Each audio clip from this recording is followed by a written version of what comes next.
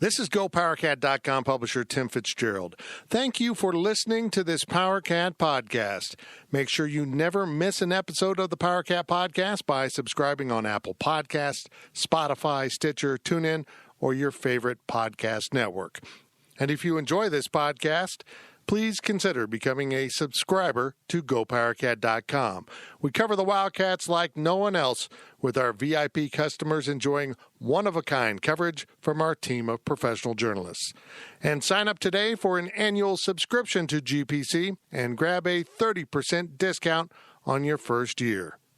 And now here's the Powercat Podcast. The following is a GoPowercat.com and Spirit Street production. You've discovered your link to GoPowercat.com's Powercat Insiders Podcast, presented by Commerce Bank, and it starts right now. Now, let's go to the WTC Gig-Powered Studios. Here's your host, GoPowercat.com publisher, Tim Fitzgerald. Welcome to the Powercat Insiders Podcast, part of the GoPowercat.com daily podcast. I am well rested because I didn't travel, but the men in the room with me did. I'm Tim Fitzgerald, publisher of GoPowercat. To my left is Kellis Robinett of the Wichita Eagle and Kansas City Star. To my right is Mr. Matt Walters of the Kansas State Sports Radio Network thingy-majig. Sideline guy, pre- and post-game guy, equipment guy, bus driver guy. Head janitor. Always cleaning it up. That's my buddy Matt, and straight across from me is not Ryan Black. Now, Ryan texted me. Have to recreate the Southern accent. Yeah, Ryan. Did we get that filter yet? Texted me that he couldn't make it and he was real sorry. And I don't like to racially profile, but I'm suspecting something NASCAR related was going on. There's a white Southerner. It's probably like a NASCAR fantasy driver draft or something weird. Are you going to throw him under the bus like you did me for not being here last week? Absolutely. This is going to be how it works. You don't show up, you get crucified, or worse yet, you get replaced by Riley Gates of GoPowercat. So, I got every one of that. Wow. It's not like, you pay me or anything like that, and yet at the same time, I am the worst option. Well, I thought about having Grieger on, but he didn't go. You went. And that's right. So, and that's important to me because that's kind of the angle I want to start off here with. Kellis, how was that road trip? Seriously, I mean, how was the experience in, what is it? Why can't I think of Davis Wade. Davis Wade. It sounds like a Southern fraternity guy's name. It's like a car dealership. It seems like it should be the opposite. Wade Davis. Oh, yeah. That's the one that rolls off the tongue. Mixing that up. And I'll never forget it. Thank you. How was Davis Wade? The stadium was good. That's really all I got to see of Starkville. It's a really isolated place. Flew into Memphis, drove into town, left town. So I can't tell you anything else about Starkville other than the stadium, but nice place. Not many fans at the stadium. That's probably why they have so many cowbells, because they need them for the noise. But it was loud. It's the first time I've sat in an outdoor press box since Yankee Stadium. Oh, yeah. When it was 5 degrees, and this was 100. So I've seen both polar opposites there. The cowbells, the interesting thing I thought about it was the first 15 minutes of cowbells, I thought it was the loudest, most annoying thing I've ever heard. I even put my earphones on, my noise-canceling headphones on just to drown them out. But by halftime, I didn't even notice them anymore. I wonder if it's that same way for players, that after a quarter, they just can block it out. And Matt, you were on the field. How were the cowbells? You got your headset on, of course. Yeah, it was loud. I noticed them, but then it became white noise. I was trying to, before the game, I wanted to see if these were like specially made cowbells, if they're all different or what, but they're very similar. A lot of them have the same, but I was trying to compare it to the paddle people at Oklahoma State, which that's just the rhythmic thumping of the pads. It was cool. It was neat to see it for the first time. They do certain things with certain songs that are played. I thought the stadium, when you go someplace for the first time, it's always really unique. It's like, and you can speak to this because you play a lot of golf, Kellis. I like playing a golf course for the first time just because you have no idea what it's like. Well, on TV, that place looks a lot bigger than it really is. And you can tell they don't like 11 o'clock games. And then when the heat index is 105, they really don't like it. But yeah, it was cool. It reminded me of the city, reminded me of Waco, just pulling into town. Well, that's a lovely comparison. Fairly well kept. There was a lot of brick. They have a ridiculous college baseball stadium. Yeah. Which was cool to see for the first time. But I didn't see a lot of it. Can I give a shout-out to one restaurant, though? Sure. If you ever go back to Starkville, go to Bulldog Burger Company. Okay. That was good. Yeah, legit. Zach was set on Cookout. Did you do He Cookout? did Cookout, and it was good, but What'd you get? that just sounds good. The name Bulldog Burger Company. I bet it had an amazing burger, and now I'm really upset. It was legit. It wasn't made of bulldog, was it? No, that'd be bad. No, it was. That'd be bad. It was very similar to what I consider one of the top 2 hamburgers in Manhattan. That's at So Long Saloon, the Resist Temptation. Oh. Yep. I do like that burger. They had tots sprinkled with truffle stuff and then really good cheese curds. That was my one legit meal for the week. Nice. Riley, how was Davis Wade? Oh, that was fine. First off, I underestimated the Cowbells. I didn't think they were going to be a big deal. Then they were really loud, and then I was a lot like these guys, where once you got used to it, it's kind of like, meh, whatever. And at the end of the day, that few people shaking their cowbells, I feel like, is equivalent to a full stadium yelling, and they had to stop shaking the cowbells, obviously, like at the start of the play or whatever. Was that well enforced? Yeah, they would. Yeah, everybody pretty much stopped. Yep. Their video board says like, no more bell, just yell. Just yell. Yeah, that's what it says. And so when that happens, they stop it. So I don't know. I think it's kind of just because it's so unique, it kind of gets built up a lot. But I don't know. I thought the stadium was cool. I thought it was a fun environment to be in for the fans that were there. It was empty, and I would like to see it full, but I'm glad K-State didn't have to play in a full environment like that because it would have been a lot tougher. Not a very modern stadium. That's just weird to me. I'd like to speak to Gene Taylor because if he ever wants to schedule another non-con Power 5 matchup, I want to make sure their press box is indoors. That's just weird to me. The amount of money that conference is making, and they've got stadiums in disrepair or not updated, it's just weird. I was not comfortable. You know how It seemed like they've put all their money in that one, was it the south end zone? The Jumbotrons or the on the north and south end zones. The press box looked like it hadn't been touched in about 40 years. Yeah. I hadn't seen one that old since North Texas. The Jumbotrons are about 3 blocks long. They're mammoth, but the press box was. To be honest, there was a little bit of a breeze on the field to keep it bearable, but doing post game in the booth, that was worse because I just sweat profusely. It was awful. But survived. Good stuff. I hear a report that we overran Restaurant Tyler. Restaurant Tyler had a large K-State contingent, and a lot of people went simply because of Ryan Black's endorsement, in which he could not remember the name of Restaurant Tyler. But I added that because it was Tyler, and Tyler was sitting in for Matt. I think Ryan's just ashamed, so he took the week off. At least people listen. You know people listen now. They do, yeah. I can tell people listen by the downloads. I don't suppose they're just downloading it to sit around with it. I know one group of people that listen. That's the folks over at Commerce Bank, our sponsor of the Powercat Insiders Podcast. Commerce Bank has the technology and the people to help with whatever financial challenges come your way. Commerce Bank, challenge accepted. Okay, Kellis, at what point in the game did you decide that K-State couldn't win this game because they were screwing it up? Mine was right before half when they scored the touchdown. I'm like, okay, well, it was a nice effort, but this thing's not going to fall K-State's way. And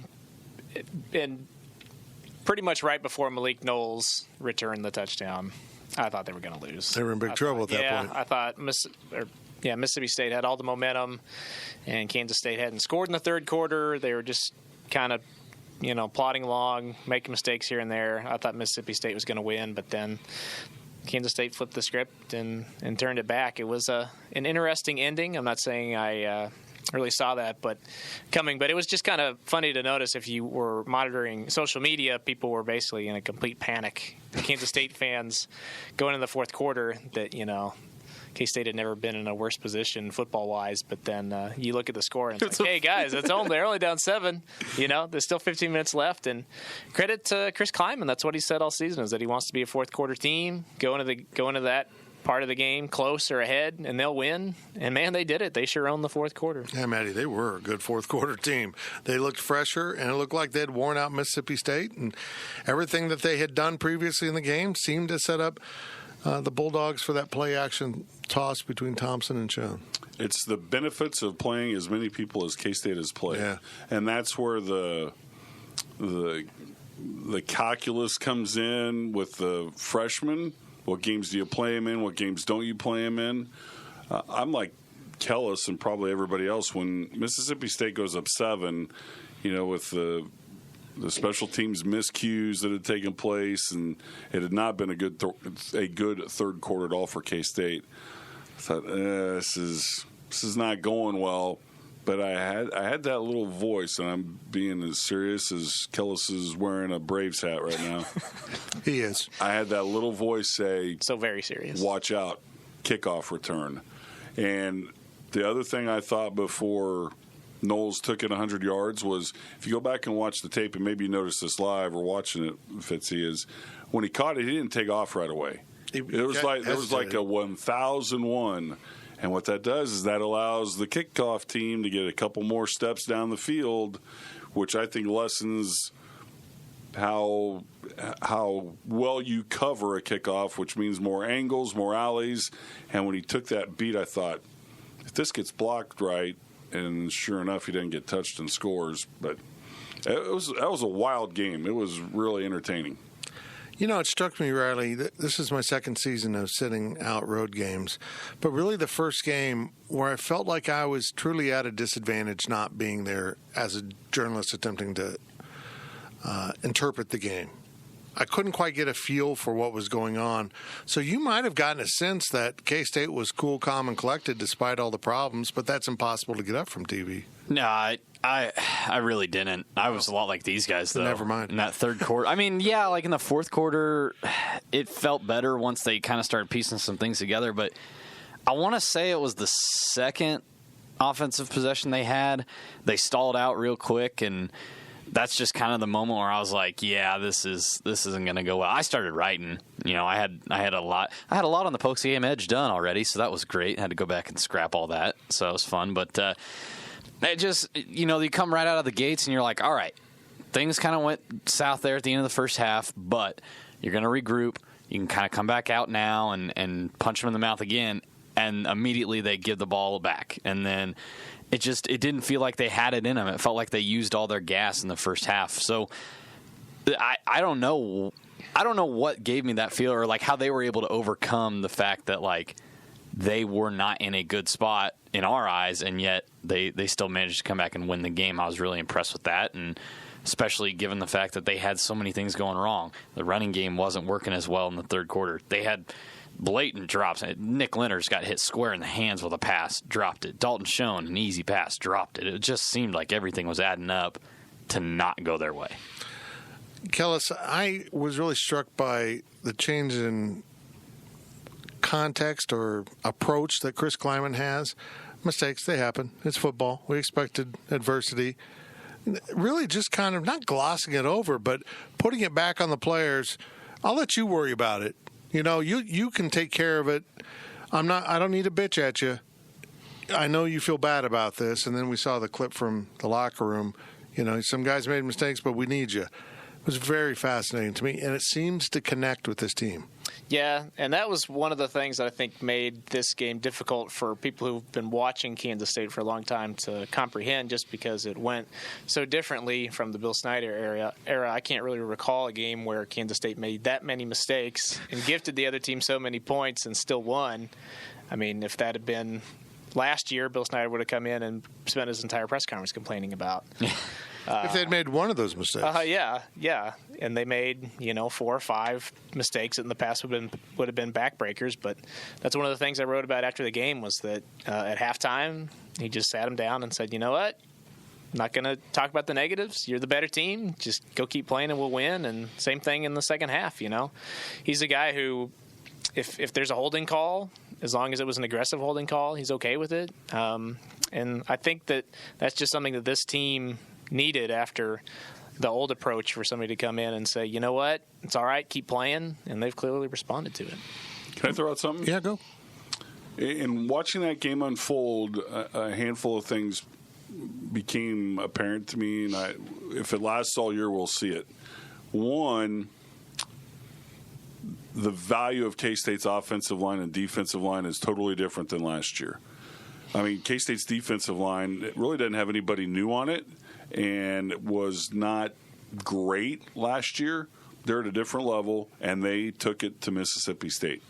That was my most shocking thing from the game. K-State's offensive line, mostly the same guys, minus Reisner, who's getting paid millions now.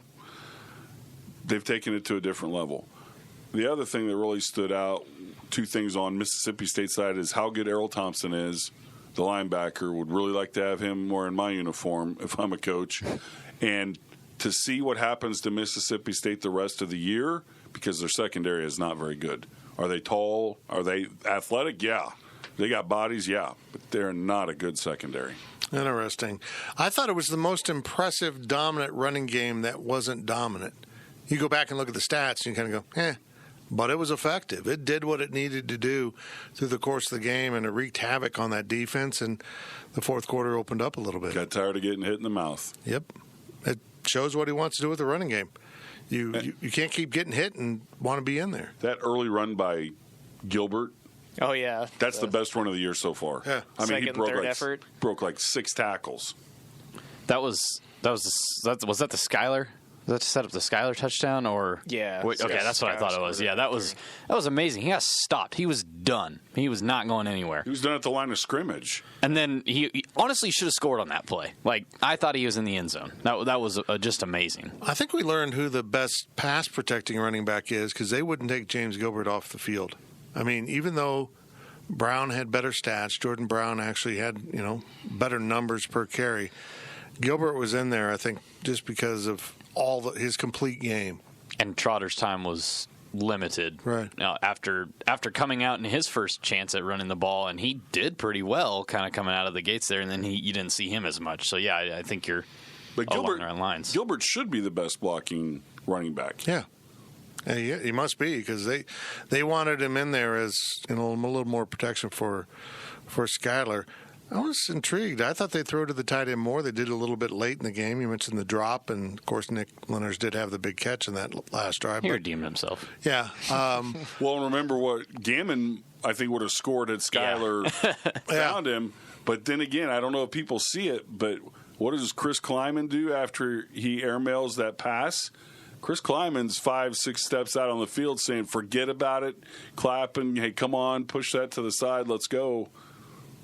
I wish my wife would do that. That's part of why Skyler's a better quarterback than he has been in wearing a K-State uniform. Yeah, and it's working with Skyler. He was rock solid, Kellis. He wasn't great, but he didn't make mistakes, and he was pretty efficient in what he did do. Yeah, no turnovers, still none on the whole season. So that's really, I guess, the biggest thing you want from him. I did think this was a step back for him a little bit. I understand he got roughed on the Gammon throw, so you can kind of forget that a little bit. But he really did airmail him by quite a bit. And it's hard to judge completely, because based on what he said after the game, he basically was in no condition to play in the third quarter. Yeah. After taking the IV and cramping. And you could kind of see, at least from my vantage point, it looked like he was really, working to even just lob the ball down the field on some of those throws early in the third quarter. When he was trying to hand off, it was with his offhand, and then he'd move it in his throwing hand, and then kind of, it was just weird. he looked like himself again in the fourth quarter. Maybe that's why his stats weren't as good as they were the first couple of games, because he basically was just limping through one quarter. But still, again, he's turned into, the leader, the confidence guy, kind of a warrior out there for him. And I think there was a little bit of Colin Klein in him there to make it through that game. We used that Miami game all week, wrote about it, referenced it time and time again. And then we left and we were like, yeah, that felt exactly like Miami, where they won. Obviously that back and forth never kind of gave in, even though the momentum had swung back the other way. The quarterback didn't blow up the stat sheet, but also at the same time he was making plays all day, and it almost was the exact same game. It's kind of really funny how that worked out. You think about the history of college football and how few games K-State has won against SEC teams. It just blows my mind. I know. But I was in middle school the last time K-State had won in the SEC. That was a long time ago. It was a long time ago. I was not. One more thing born. before we go to break. How impressive was the Garrett Schrader, hey, I'm a helicopter play in person? It was hilarious because we could see, it happened almost directly under the press box. At least we were off to the right side. They were kind of to the left. Because they're big time. And we're seeing it happen, and then you see K-State coming down this way, and you're like, they're either going to get a first down, they're going to be short, but somebody's going to die. I thought somebody was going to get leveled there. And that was just, honestly, I thought he was getting the first down. I was like, this is not good. I was literally on that yard line, and about 3 yards before is when my brain said, hey, it's fourth down. He's got to jump. And he did, and just in all those milliseconds, I'm thinking John Elway. And then when he spins as high as he was and hit, I'm like, he can't get up. There's no way. That was amazing. It was. Well, he started to pick up altitude. I was afraid he was just going to keep going all the way to the end zone. Put that one and John Elway side by side. Yeah. He was twice as high as Elway was. Well, that picture we ran, I think it was on today's front page. Yeah, and I mean, he's above the heads on the sideline. I saw somebody's projection was 9.5 feet off the ground. That's absurd. I heard 8.5 Saturday night. I was just amazed he tried it. I was surprised he ran in the first place. I thought that was a bad decision. Yeah, and then to dive head first like that from that far away.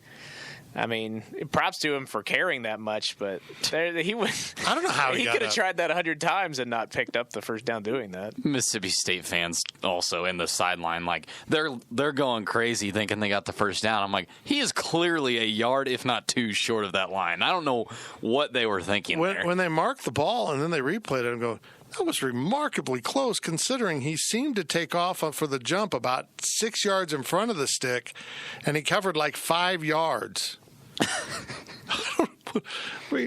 The wind direction changed down on the field when he did that.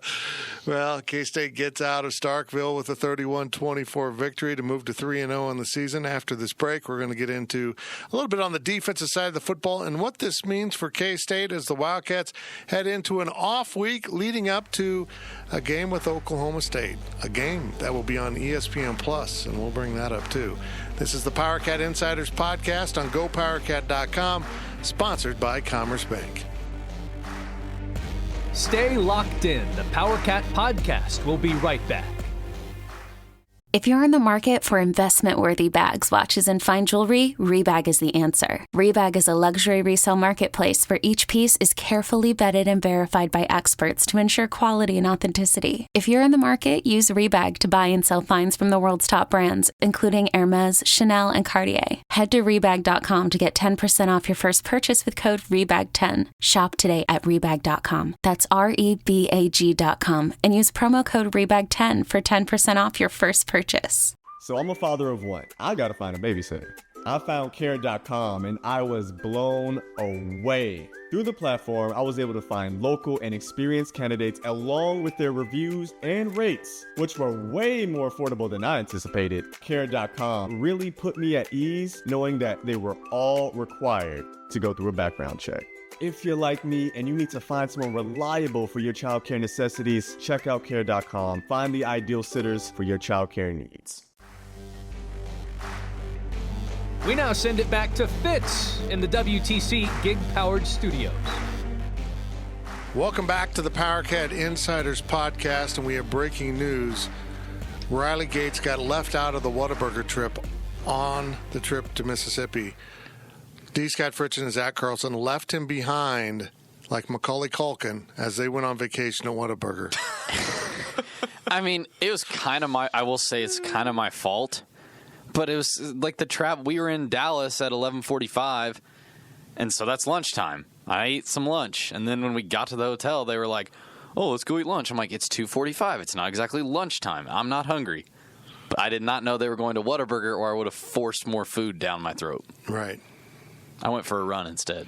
I mean, you've done the 5 patties in one trip. You could do a couple patties when you're not hungry. Thought we talked about not mentioning that again. I'm sorry I brought it up. Kellis Robinett, Matt Walters, and Riley Gates sitting in for Ryan Black, who... just bailed, honestly. He literally lives across the street from our studio. Did he give a reason why he didn't come? No. You know, then again, he always shows up late to press conferences, so he could walk in here at any second. Well, he told me he wasn't coming, but maybe he caught a matinee over at the IMAX. Monday afternoon. Yeah, maybe he's having a Ryan day. If so, good for you, big fella. Good for you. Orion Day. we all need a day to ourselves. I just wish he wouldn't do it on this day. It's fair. Okay. We are sponsored by Commerce Bank, and here's Matt Walters. Whatever financial challenges come your way, Commerce Bank can help. Commerce Bank challenge accepted. Okay, Matt, you established that you listened to the podcast from the week you were gone because you heard me making fun of you. I want you to assess grades here for Kellis and Ryan doing the reads. No. We are. They're print guys. I know. Especially. They did fine. They're print guys. Ryan got halfway through his read and stopped. Which is like a cardinal sin. You can't do that. As I said, they're print guys. They write, they don't talk. He's like, well, wait, is this the one Kellis read? And I'm like, you could read the same one again. It's still an ad for Commerce. All right. It's the second segment. They're not back to back. Kansas State's defense, Kellis, did... Well, compared to last year, they were incredible. But we talked about in the first segment of how Kansas State's running game seemed better than the stats. Kylan Hill was like the opposite. He went for more than 100, but it seems like they did a pretty good job on him. They did what they needed to do to slow down that offense for the most part. They did. I think Mississippi State helped them in some regards because they couldn't throw at all. Yeah. And they had to pull Tommy Stevens from the game, and Schrader was even worse than he was trying to throw the ball. There were at least 2 or 3 times where they had receivers running wild, untouched downfield, and they just couldn't get the ball to them. So if those connect and they score touchdowns there or something, then all of a sudden the stats look completely different. But you know what? They didn't do it. So give credit to Scotty Hazelton and that defense. They knew they had to stop Kylan Hill, and they did it. Nobody else has done it this year. Kansas State couldn't do it last year when they saw him. So to hold him to, what did he got over 100, but 111? 100 less than last year. And it was only 4-point-something yards per rush, and that's down 8 yards from what he was at last year. He averaged 12.4 yards per run last year. So to go from that to the 4s, great effort there. I was really impressed with the defensive line. Jordan Mitty, to me, is the guy who's made the biggest. Coach Kleiman talked about making a quantum leap last week with Jackson Dean. Jordan Mitty is the guy who's made the leap to me. I didn't think he had this kind of play in him, but he's been great. Defensive line got some sacks. I thought that was the most encouraging part of this game, is the defense could be on the field for that long and be put in tough situations by special teams and offense and still keep coming up strong. Jordan Mitty and Trey Deshawn were making plays all day. Trey Deshawn's a different dude. Like Jordan Mitty was the one that got a lot of the eyes, obviously, because he was doing a hell of a job of shaking his block, getting in the backfield and disrupting things. And then Trey Deshawn was doing an amazing job of getting double teamed and still making an impact in that play. They have a deadly setup right now at defensive tackle, and I don't know if it's just these players have taken steps forward, they've worked harder. I don't know if it's Mike Tuiasosopo is a hell of a coach and has coached them up. I don't know where the credit exactly goes, but, like, I can't say enough good things about these defensive tackles right now. Trey Deshawn is like a rhino chasing you. Like, you look at him, you're like, oh, I'm okay. I can outrun this guy. And then all of a sudden he starts chasing you. Like, oh, crap. He's moving.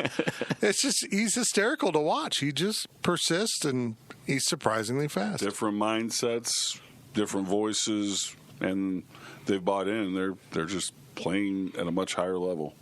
And Kels brings up a good point. Mitty he's drastically different than he was last year. Denzel Goolsby, the Big 12 Defensive Player of the Week. Yeah, we didn't even mention him. That caught me off guard a little bit, to be honest. Yeah, because his interception was a nice play, but also was tipped and just kind of. It all goes down in the stats. That's fair. You can hit a home run 1 foot over the wall or 100 feet over the wall. It's all one home run. You get a dribbler 5 feet up the line, or right. Yeah, that's fair. No, that's fair. Totally. I just was saying. Don't diminish my guy's stardom on Saturday. And a special teams player of the week. I know. He should be. Malik, not Denzel. Yeah. You got that? I'm aware. I'm not all here, so no. I that again. That's something on TV. I knew Denzel was playing well, but I didn't know. I didn't soak in that it was that good. That he was double-digit tackles and that involved on the back end. So I mean, I just like the pre-snap posturing of this defense. They're like set to be aggressive. And yet they're not overly aggressive. They're not just running around Phil Bennett style, just blitzing. They're very controlled, but there was that great photo, I think Nick Leckie retweeted it, of Hill getting up off the ground. The only other people in the picture are 10 white jerseys surrounding him. Yeah. I mean, if you're Kylan Hill, you get up and go, where the hell's my guys?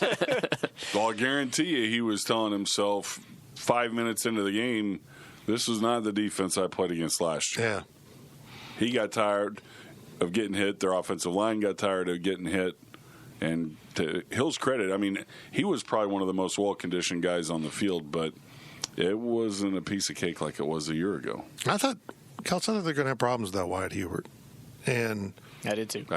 They got it done, which, I mean, heaven knows everyone wants him back, but I thought Kyle Ball did a really incredible job filling in. Yeah, he's a good player. He's made big strides just like Jordan Mitty, and they've got numbers there at defensive end. You obviously want Reggie Walker and Wyatt Hubert there, but to have Kyle Ball and Bronson Massey as your backups, that's pretty awesome.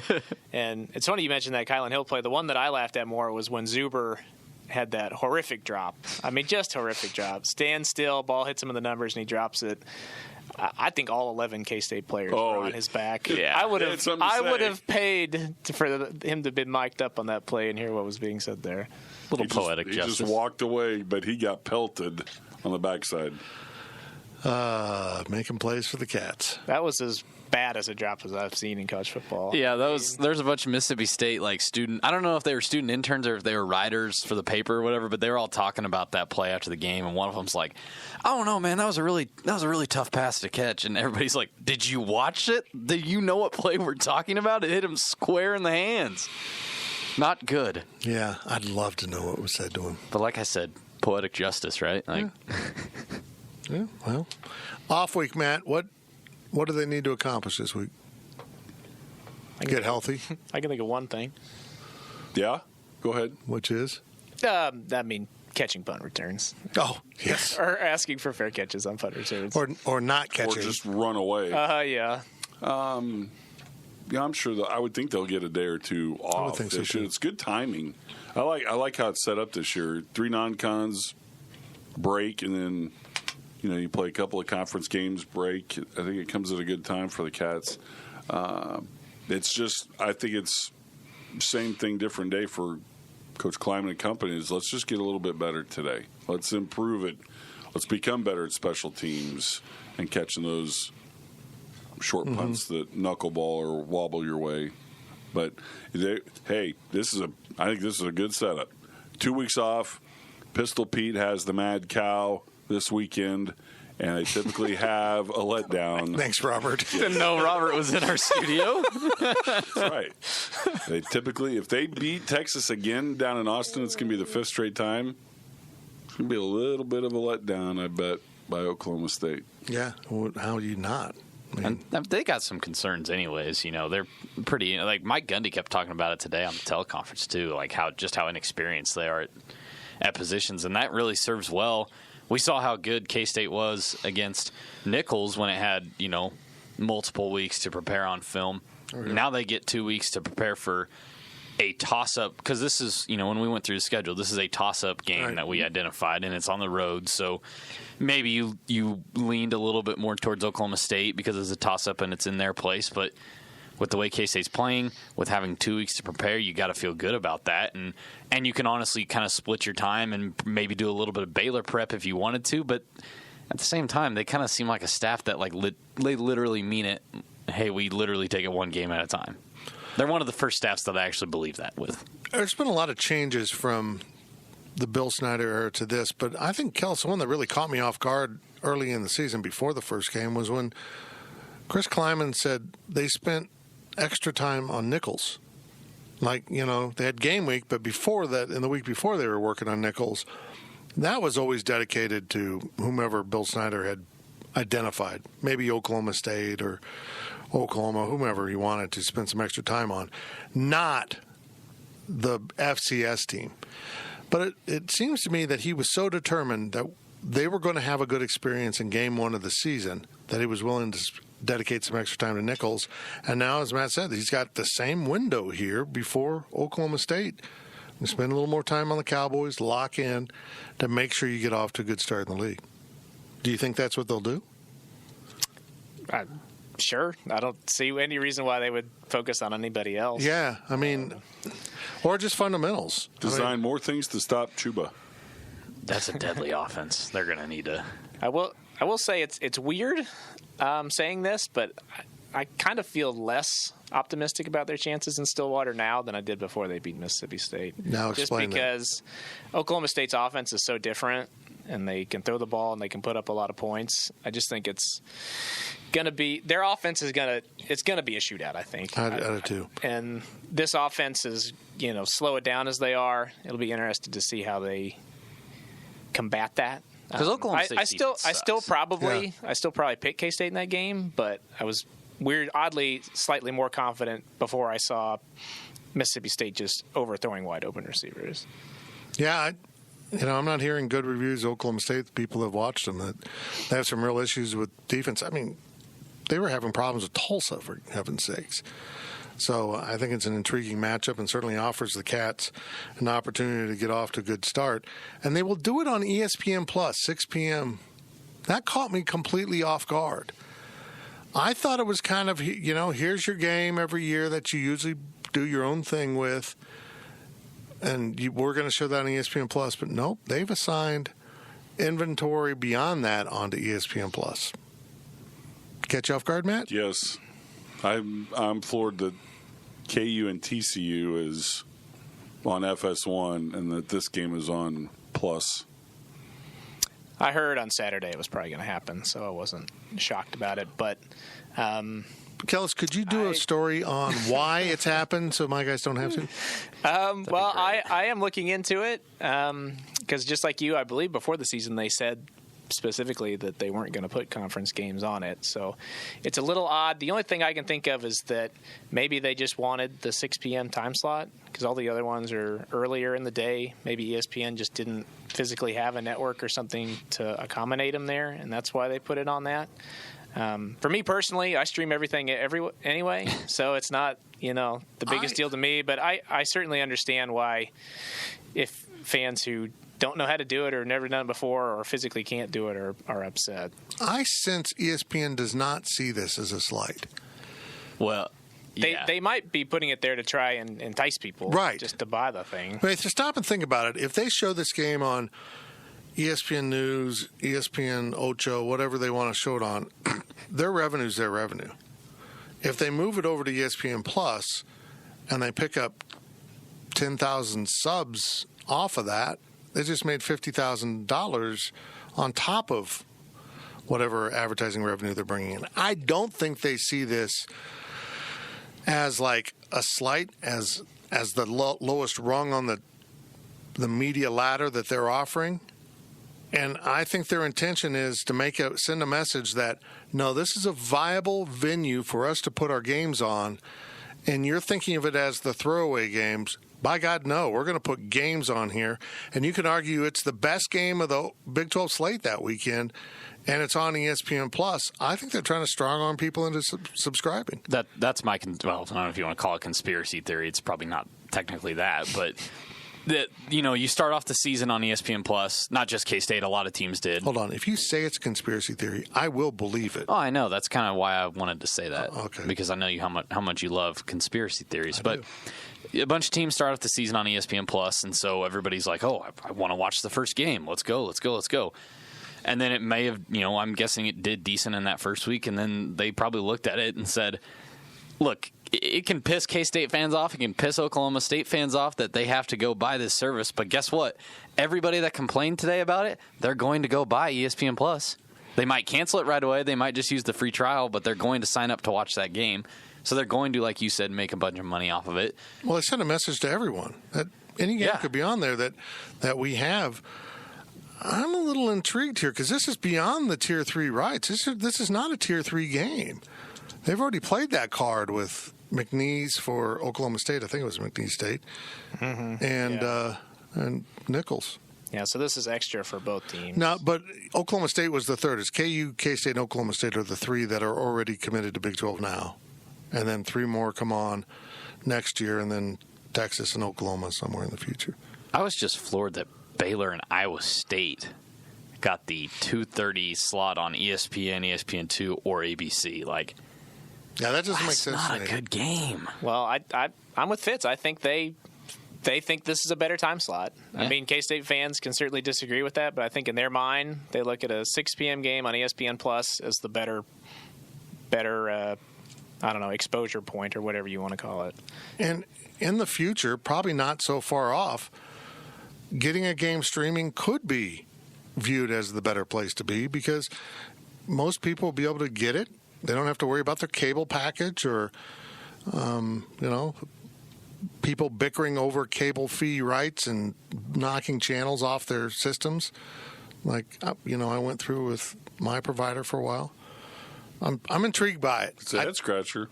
Yeah, I'm intrigued by it. But that game will be on ESPN Plus. We'll have instructions again at GoPowercat about how to get on ESPN Plus, what you need to do. It's really not that difficult, but we'll walk you through it.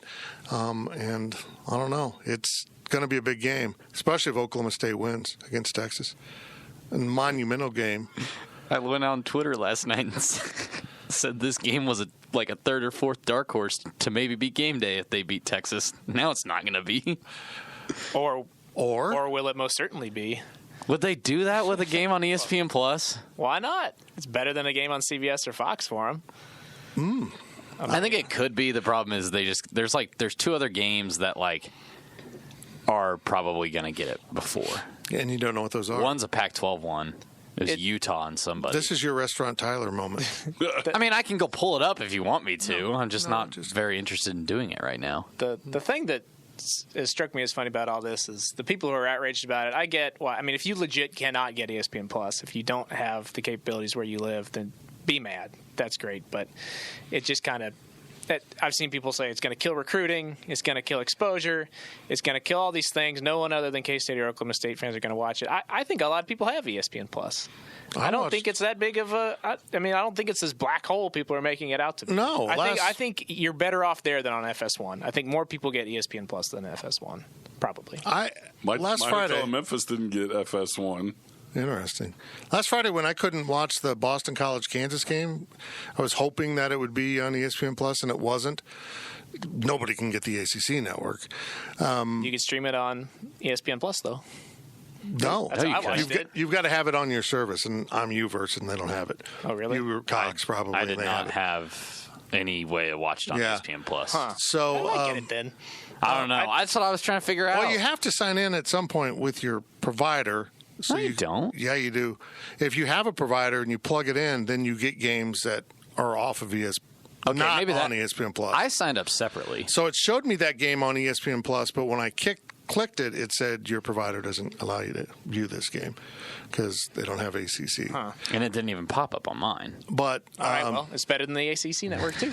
Well, and but the Pac-12. My point is I went okay, and I clicked on Wake Forest and North Carolina, which was on my TV. I didn't need ESPN Plus. But I watched on ESPN Plus because it was right there, and the stream for me was fine. And I don't even have that good a stream, and it looked high def to me.